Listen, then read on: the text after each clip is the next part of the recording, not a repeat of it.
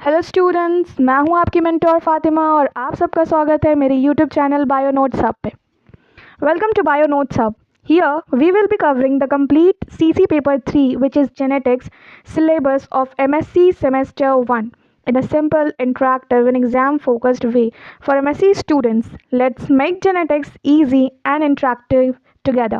जैसा कि आप सब जानते हैं, हम लोग क्लास 12 में भी कुछ कुछ जेनेटिक्स के टॉपिक पढ़े थे, जैसे DNA, fingerprinting, molecular cell biology और बहुत सारे टॉपिक। लेकिन उस टाइम भी हम लोग को जेनेटिक्स बहुत टफ लगती थी और अभी भी बहुत सारे स्टूडेंट्स को जेनेटिक्स टफ लगती है। तो मैं इस वीडियो में आपको जेनेटिक्स ये जो पेपर है सीसी पेपर 3 इसके बारे में बताऊंगी। ये जैसा कि आप अपने स्क्रीन पे देख सकते हैं, ये CBCS syllabus for post graduation courses के लिए जो रिवाइज्ड सिलेबस है, जो न्यू पैटर्न और न्यू रूल्स के अकॉर्डिंग सिलेबस को डिज़ाइन किया गया है, मैं उसको डिस्कस करूँगी अभी। चलिए हम लोग सीसी पेपर 3 जो जेनेटिक्स है उसके बारे में डिस्कशन स्टार्ट करते हैं। ये पेपर, पहले तो मैं बता दूं कि ये पेपर 70 मार्क्स का फुल पेपर होता है, जिसमें आपको थ्योरी, टोटल 100 मार्क्स का पेपर होता है। 70 आपका थ्योरी है और 30 आपका प्रैक्टिकल। 70 मार्क्स में आपको मल्टीपल चॉइस क्वेश्चंस आते हैं, शॉर्ट क्वेश्चंस आते हैं और लॉन्ग क्वेश्चंस आते हैं, depending upon the various universities कि कौन सी यूनिवर्सिटीज़ का क्या एग्जाम पैटर्न रहता है और क्या कंडक्ट करते हैं। हम लोग की यूनिवर्सिटी में, जैसा कि मैंने सेमेस्टर्स का एग्ज़ाम दिया था, तो हम लोग में 10 MCQs होते थे जो 20 मार्क्स के होते थे, और हमारे 4 शॉर्ट क्वेश्चंस होते थे जो 5 मार्क्स ईच होते थे, और हमारे 3 लॉन्ग क्वेश्चंस होते थे जो 10 मार्क्स ईच होते थे, और हम लोग को 6 लॉन्ग क्वेश्चंस में 3 लॉन्ग क्वेश्चंस को सिलेक्ट करना होता था। तो 70 मार्क्स का हमारा थियोरेटिकल पेपर हो जाता था। 30 मार्क्स में हमारा प्रैक्टिकल होता था, जिसमें हम लोग असाइनमेंट सबमिट करते थे, प्रैक्टिकल का एग्ज़ाम देते थे, वाइवा देते थे, और कुछ मार्क्स जैसे कि 4 to 5 मार्क्स हम लोग को रेगुलरिटी, डिसिप्लिन पे अलॉट होते थे। तो काफ़ी अच्छा रहा मेरा सेमेस्टर्स का एग्ज़ाम और मैंने काफ़ी अच्छा स्कोर किया था। तो चलिए बिना किसी देर के हम लोग सिलेबस का डिस्कशन स्टार्ट करते हैं। Semester 1 paper 3 zoology. इसमें जैसा कि आप लोग देख सकते हैं स्क्रीन पे, we have 5 units here. 5 unit है और सब यूनिट को सब टॉपिक्स में डिवाइड कर दिया गया है। Unit 1 which is organization of chromosomes में हम लोग को पढ़ना है कि क्रोमोसोम्स हम लोग सब जानते हैं हेरिडिटरी मटेरियल है, जेनेटिक मटेरियल है, कैरी करता है information from one generation to another. ये तो हमारे छोटे क्लास का ज्ञान था। अब हम लोग को यूनिट 1 में 1.1 में पढ़ना है ऑर्गेनाइजेशन ऑफ प्रोकैरियोटिक क्रोमोसोम्स। पहले हम लोग समझना पड़ेगा कि प्रोकैरियोटिक क्या होते हैं, प्रोकैरियोटिक ऑर्गेनिजम्स क्या होते हैं, इसमें जो ऑर्गेनिजम्स होते हैं उसमें ऑर्गेनाइजेशंस कैसे होता है क्रोमोसोम का, इसमें हम लोग को ये जानना है।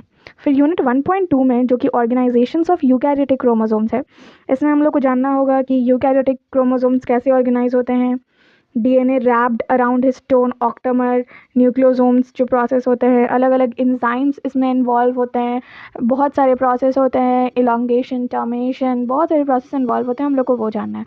फिर उसके बाद यूनिट 1.3 में मैं आपको पढ़ाऊंगी, जब मैं आपका लेक्चर्स लूँगी, organisations of centromere and kinetochore. Kinetochore हम लोग ने पढ़ा था सेल डिविजन, सेल साइकिल में। ऑर्गेनाइजेशन ऑफ टेलोमियर क्या होते हैं एंड इट्स मेंटेनेंस। तो बहुत सारा फेजेस आता है, तो उसको हम लोग को पढ़ना होता है। 1.4 में हम लोग पढ़ेंगे कि हेट्रोक्रोमैटिन क्या होता है। हेट्रोक्रोमैटिन एक स्पेशल टाइप का क्रोमैटिन होता है, उसका टाइप्स क्या होता है, ऑर्गेनाइजेशंस क्या होते हैं, फॉर्मेशन कैसे होता है और उसका सिग्निफिकेंस क्या है। फिर हम लोग 1.5 में पढ़ेंगे structural organisation and functional significance of polytene and lamp brush chromosomes. Polytene chromosomes and lamp brush chromosomes again एक स्पेशलाइज टाइप ऑफ क्रोमोसोम्स होते हैं, इसको हम लोग को डिटेल में एनालाइज करना होता है और बहुत डिटेल में पढ़ना होता है।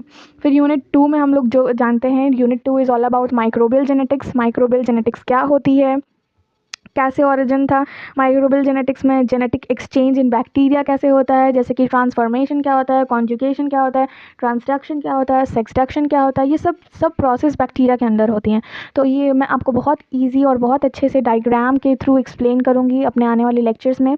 तो बने रहे मेरे चैनल पे और do like, share and subscribe my channel so that you could get all the notifications of all the videos in future I will be uploading on my channel, so do subscribe it. चलिए आगे बढ़ते हैं, हम लोग 2.2 topic में देखते हैं कि constructions of linkage map in bacteria. Again linkage map क्या होता है, बैक्टीरिया में कैसे होता है, हम लोग को वो पढ़ना है based on recombination frequency.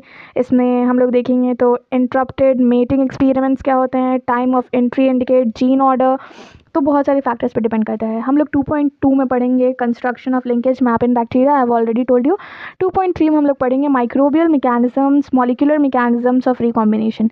Recombination क्या होता है, इसका मैकेनिज्म क्या है, मॉलिक्यूलर मैकेनिज्म क्या है, हम लोग ये पढ़ेंगे। आप लोग को अब तक समझ में आ गया होगा, तो कमेंट में ज़रूर मेरे को बताएं कि आपको मेरी वीडियोस कैसी लगी। तो अब हम लोग जानते हैं, बढ़ते हैं आगे यूनिट 3 पे, सेल साइकिल पे। सेल साइकिल तो हम लोगों ने बहुत छोटी सी क्लास में भी पढ़ लिया था। क्लास 11 में हम लोगों ने सेल साइकिल के बारे में पढ़ा था, उसके स्टेजेस क्या होते हैं, सेल साइकिल्स क्या होती हैं, सेल डिविजन्स क्या होते हैं, कौन कौन से फेजेस इन्वॉल्व होते हैं। अगर आपको याद होगा तो मैं आपको याद दिला दूँ, prophase, anaphase, metaphase, telophase, cytokinesis, G1, G0, S phase, resting phase, बहुत सारा सेल साइकिल में फंक्शंस होता है, तो हम लोगों ने पढ़ा था। इसमें हम लोग को पढ़ना है इन डिटेल और इन डीप में। 3.1 में हम लोग को पढ़ना है stages and check points in cell cycle, genetics of cell cycle regulation, role of cyclin और CDKS, उसका रोल क्या है सेल डिवीजन सेल साइकिल में, molecular basis of cellular check points. अब हम लोग आगे बढ़ते हैं तो यूनिट 4 के बारे में पढ़ते हैं, sex determination and dosage compensation क्या होता है। तो 4.1 में हम लोग को genetics and molecular basis of sex determination human में भी पढ़ना है और ड्रोसोफिला में भी पढ़ना है। फिर 4.2 में हम लोग को पढ़ना है genetic basis of dosage compensation in Caenorhabditis, elegans, Drosophila and mammals में। यूनिट 5 में हम लोग को पढ़ना है techniques and methods in genetics. तो बहुत सारे टेक्निक्स इन्वॉल्व होते हैं जेनेटिक्स में, बहुत सारे मेथड्स इन्वॉल्व होते हैं जेनेटिक्स में।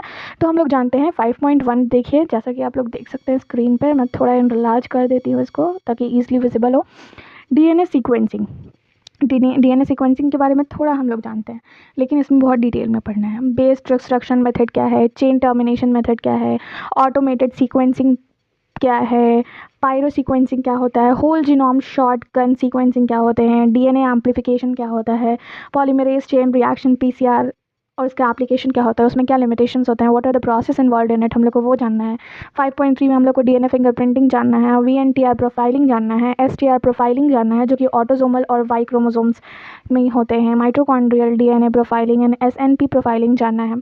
5.4 which is the last topic of our today's lecture, which is genome expression क्या होता है, उसका analysis, southern, northern and western blotting क्या होता है, reverse transcription, PCR, DNA, micro array, ये जितने भी टॉपिक्स हैं आने वाले लेक्चर्स में इसमें सारे टॉपिक्स लूँगी और बहुत डिटेल्ड और एक्सप्लेन मैनर में मैं लूँगी।